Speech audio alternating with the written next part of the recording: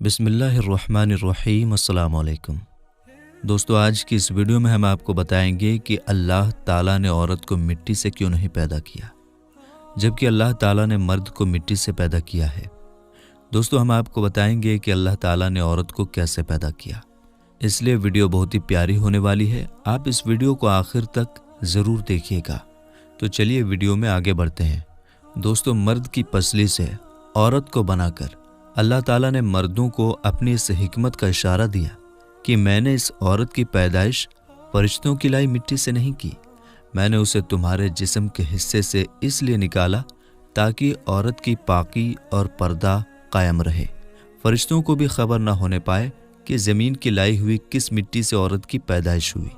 यानी औरत की पाकी की हद तो देखिए कि फरिश्तों से भी उसकी बनावट का पर्दा ज़रूरी करार दिया गया, और पहली औरत उस मर्द की पसली से निकली जिनकी वो बीवी कहलाई। मेरे दोस्तों, अब बात आती है पसली की कि औरत पसली से ही क्यों बनाई गई, औरत पसली से ही क्यों निकली। क्या औरत को टेढ़ापन वहीं से मिला? नहीं दोस्तों, यहाँ भी बात हिकमत से खाली नहीं है। इंसानी जिस्म में दिल और बहुत से नाजुक हिस्से इसी पसली के पीछे छुपे हुए हैं। यानी इन चीज़ों के लिए, नाजुक हिस्सों के लिए पसली एक ढाल है जिनकी ज़रूरत इंसान को ज़िंदा रखने के लिए बहुत ही ज़रूरी है। अल्लाह ताला ने औरत को पसली से बनाकर ये नहीं बताया कि औरतों में टेढ़ापन है, बल्कि उस औरत को पसली से बनाकर ये बात समझा दी कि औरत वक्त पड़ने पर ढाल बन सकती है। औरत को बाएं पसली से निकालकर ये भी साबित कर दिया कि औरत ढाल बन सकती है तो मर्द के दिल पर राज भी कर सकती है। इसलिए औरत को टेढ़ी नहीं बल्कि उसके उसी टेढ़ेपन से फ़ायदा उठाएं प्यार से, ताकि वो वक्त पड़ने पर आपकी ढाल और आपका भरोसा, आपका गुरूर बन सके।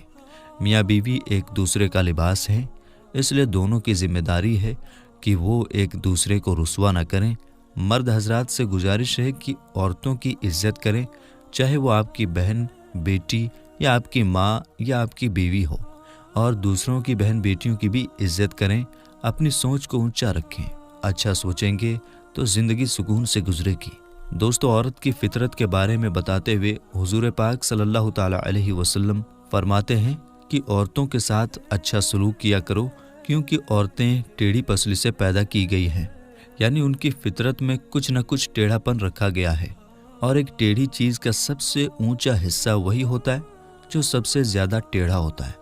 अब ऐसे में अगर तुम इस टेढ़ेपन को सीधा करने की कोशिश में रहोगे तो चूंकि ये टेढ़ी फितरत की होती है, तुम इसे सीधा तो नहीं कर सकोगे, हाँ, लेकिन उसे तोड़कर ज़रूर रख दोगे।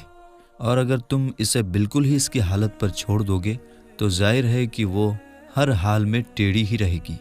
इन हालात के लिए मैं तुम्हें ये नसीहत करता हूँ कि औरतों के इस टेढ़ेपन की कदर को समझो और उनके साथ अच्छा सलूक करो, और अगर उनका टेढ़ापन हद से ज़्यादा बढ़ने लगे तो उनको जितना हो सके प्यार मोहब्बत से समझाओ।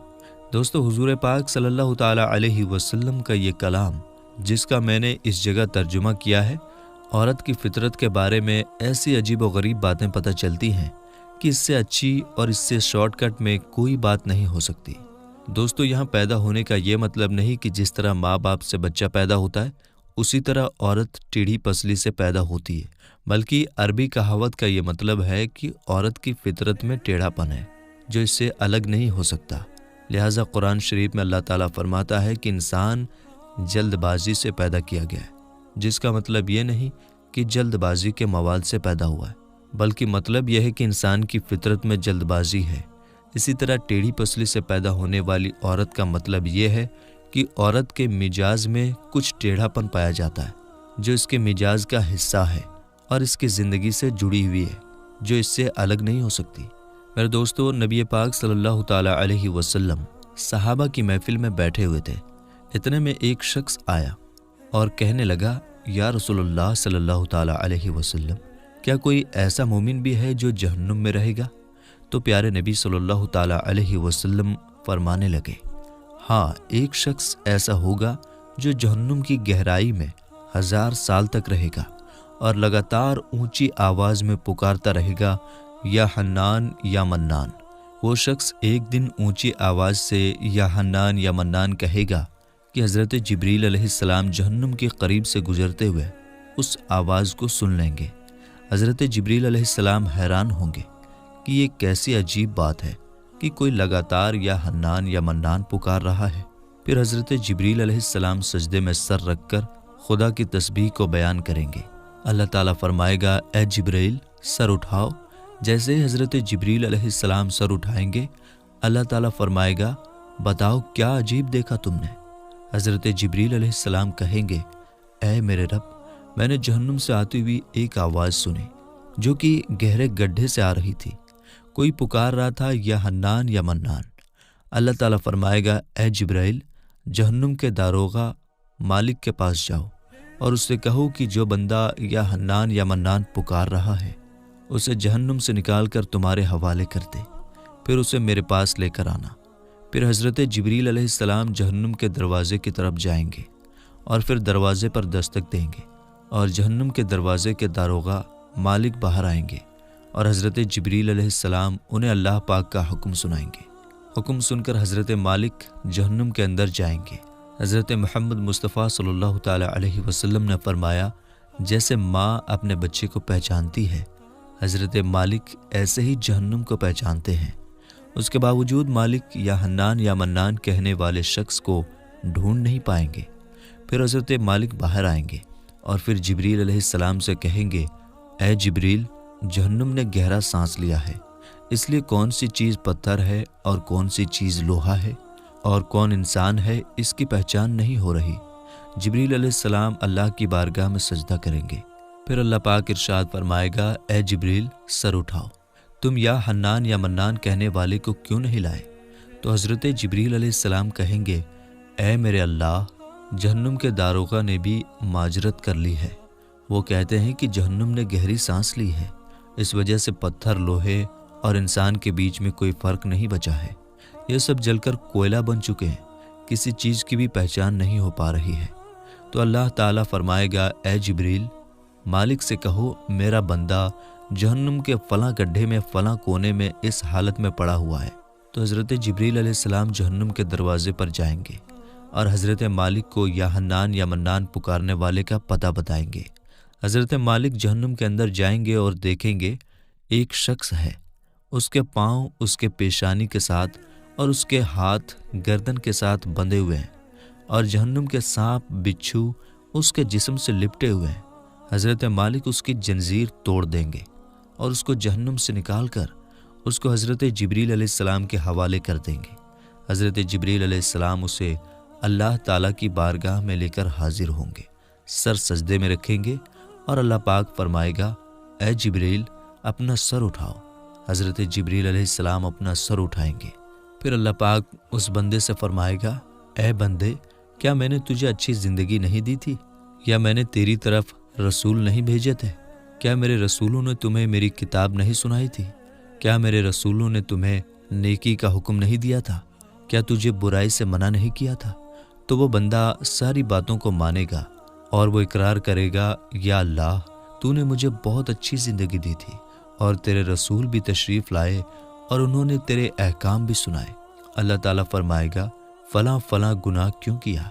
وہ شخص کہے گا، اے اللہ میں نے میری جان پر ظلم کیا، اسی کی سزا میں مجھے جہنم میں ڈال دیا گیا۔ اے اللہ اس کے باوجود بھی میری امید نہیں ٹوٹی، مجھے تیری رحمت سے امید تھی، اس لیے میں یا حنان یا منان پکارتا رہا۔ اے اللہ تیرے فضل سے تو نے مجھے جہنم سے نکالا ہے، اے اللہ مجھ پر رحم فرما۔ اللہ پاک فرمائے گا، اے فرشتوں گواہ ہو جاؤ، میں نے اس پر رحم کیا اور اسے معاف کر دیا۔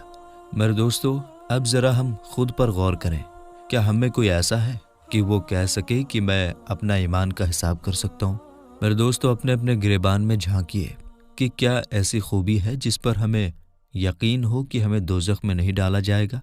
میرے دوستو ایک حدیث میں آتا ہے کہ ایک مرتبہ حضرت علی رضی اللہ تعالی عنہ اپنے گھر تشریف لے گئے اور فاطمہ رضی اللہ تعالی عنہا سے فرمایا، اے فاطمہ 3 دن سے نبی کریم صلی اللہ تعالی علیہ وسلم کی حالت عجیب لگ رہی ہے۔ اللہ کے نبی صلی اللہ تعالی علیہ وسلم نماز پڑھنے کے لیے مسجد میں تشریف لاتے ہیں اور فوراً واپس چلے جاتے ہیں، کسی سے بھی باتیں نہیں کرتے، گھر جا کر بھی مصلی کے اوپر رہتے ہیں، وہاں بھی کسی سے باتیں نہیں کرتے اور لگاتار روتے جاتے ہیں۔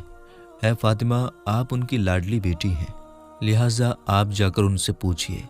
نبی کریم صلی اللہ تعالیٰ علیہ وسلم کی ایسی حالت سن کر حضرت فاطمہ رضی اللہ تعالیٰ عنہا فوراً نبی کریم صلی اللہ تعالیٰ علیہ وسلم کے پاس گئیں۔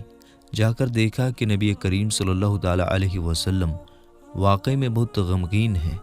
آپ رضی اللہ تعالیٰ عنہا نبی کریم صلی اللہ تعالیٰ علیہ وسلم کے پاس جا کر بیٹھ گئیں اور بولیں، ابا جان آپ کس وجہ سے غمگین ہیں؟ نبی کریم صلی اللہ تعالیٰ علیہ وسلم نے ارشاد فرمایا، اے میری بیٹی فاطمہ، جب میں معراج پر گیا تھا تو جہنم کو دیکھا۔ میں نے اس میں ان عورتوں کو عذاب پاتے ہوئے دیکھا جن کا نقشہ اس وقت میرے سامنے ہے، اور میں اپنی امت کے غم میں رو رہا ہوں اور اللہ رب العالمین سے اپنی امت کی مغفرت مانگ رہا ہوں۔ حضرت فاطمہ رضی اللہ تعالیٰ عنہا نے پوچھا، یا رسول اللہ صلی اللہ تعالیٰ علیہ وسلم، آپ نے جہنم میں کیا دیکھا؟ اس کے جواب میں نبی کریم صلی اللہ تعالیٰ علیہ وسلم نے ان عورتوں کے بارے میں بتایا۔ آپ صلی اللہ تعالیٰ علیہ وسلم نے ارشاد فرمایا، میں نے ایک ایسی عورت کو دیکھا جو اپنی زبان کے ذریعے لٹکی ہوئی تھی۔ میرے دوستو، آپ دیکھیے کہ زبان کتنی نازک ہوتی ہے، اگر انسان اسے تھوڑا سا پکڑ کر کھینچے تو کتنی تکلیف ہوتی ہے۔ وہ عورت اپنی زبان کے ذریعے لٹک رہی تھی، جیسے کسائی بکرے کے کان میں سوراخ کر کے بکرے کے سر کو کیل کے ساتھ لٹکا دیتے ہیں، اسی طرح وہ عورت جہنم کے اندر اپنی زبان کے ذریعے لٹک رہی تھی۔ حضرت فاطمہ رضی اللہ تعالیٰ عنہا نے پوچھا، یا رسول اللہ صلی اللہ تعالیٰ علیہ وسلم، وہ عورت کون تھی؟ یعنی اس کا گناہ کیا تھا؟ تو رسول اللہ صلی اللہ تعالیٰ علیہ وسلم نے فرمایا، وہ طعنے دیا کرتی تھی اور اپنی زبان سے دوسروں کو تکلیف پہنچاتی تھی اور اپنی زبان کا غلط استعمال کرتی تھی، اس لیے اللہ تعالیٰ نے اس کو جہنم کی آگ میں ڈال دیا، اور اللہ ایسی عورت کو زبان کے ذریعے سے لٹکا کر جہنم کی آگ میں بھونے گا۔ میرے دوستو، ہزاروں سال کی عبادت بھی رد ہوتے ہوئے دیکھی گئی ہے۔ بس اللہ تعالیٰ سے دعا ہے کہ اے اللہ، اگر ہمارے ایمان کا سخت حساب لیا گیا، یقیناً ہم نہیں بچ پائیں گے۔ ہم بے حد گنہگار ہیں، لیکن اے اللہ، ہم تیری رحمت کا سوال کرتے۔ ہم سے حساب اپنے عدل و انصاف سے نہ لینا، بلکہ ہم پر اپنی رحمت کا سایہ رکھنا۔ اے اللہ، ہماری دعا قبول فرما۔ قیامت کے دن جب لوگوں کے ایمان کا حساب کتاب ہو رہا ہوگا، پھر کچھ لوگ ایسے ہوں گے جن کو اللہ تعالیٰ بغیر حساب و کتاب کے جہنم میں بھیج دے گا۔ تو صحابہ کرام رضوان اللہ علیہم اجمعین نے عرض کیا، یا رسول اللہ صلی اللہ تعالیٰ علیہ وسلم، وہ کون سے لوگ ہوں گے؟ نبی کریم صلی اللہ تعالیٰ علیہ وسلم نے ارشاد فرمایا، وہ ظالم حکمران اور وہ تاجر جو جھوٹ بولتا ہو اور وہ بوڑھا شخص جو زنا کرتا ہو۔ نبی کریم صلی اللہ تعالیٰ علیہ وسلم نے فرمایا، جس شخص میں یہ تین عادت پائی جائے وہ جاہل ہے، جو سننے سے پہلے ہی جواب دینا شروع کر دیتا ہے، یعنی بات کو سمجھنے سے پہلے ہی جھگڑا شروع کر دیتا ہے۔ اللہ پاک ہم سب کو نیک بننے اور نیک عمل کرنے کی توفیق عطا فرمائے، اور دنیا و آخرت میں پیارے نبی صلی اللہ تعالیٰ علیہ وسلم کے بتائے ہوئے طریقے سے ان کی سنتوں پر عمل کرتے ہوئے زندگی گزارنے کی توفیق عطا فرمائے۔ آمین یا رب العالمین۔